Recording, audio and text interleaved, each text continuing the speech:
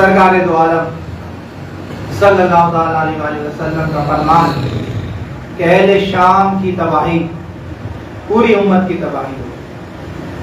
اہل شام کی تباہی پوری امت کی تباہی ہوگی.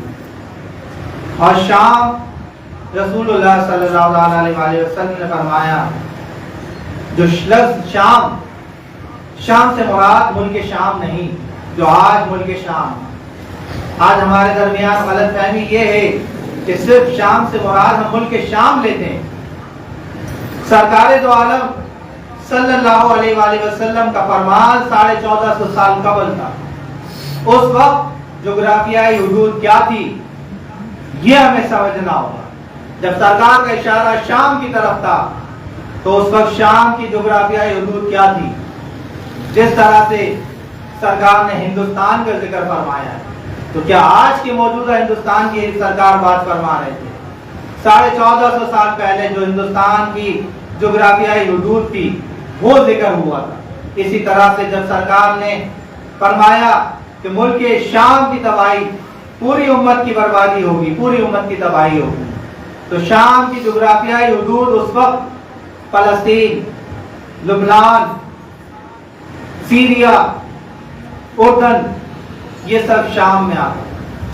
یہ جغرافیائی حدود تھی.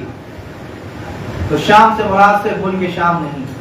اور ہم دیکھیں تو فلسطین تو گزشتہ 80 سالوں سے اسرائیل کی درندگی کا شکار ہوا ہے اور ظلم و بربریت کا بازار گرم ہے. اور اس سے قبل سیریا اور لبنان ان کا بھی برا حال ہو چکا ہے. اور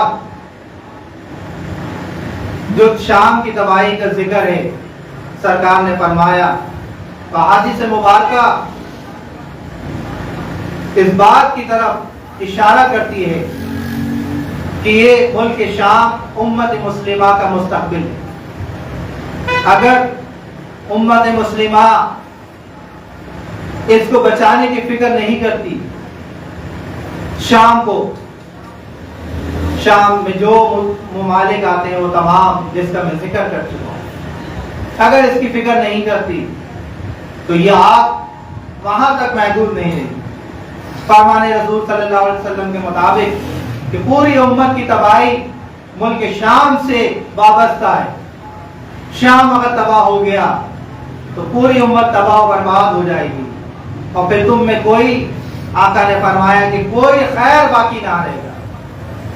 اگر شام تباہ ہو گیا تو کوئی خیر باقی نہ رہے گا.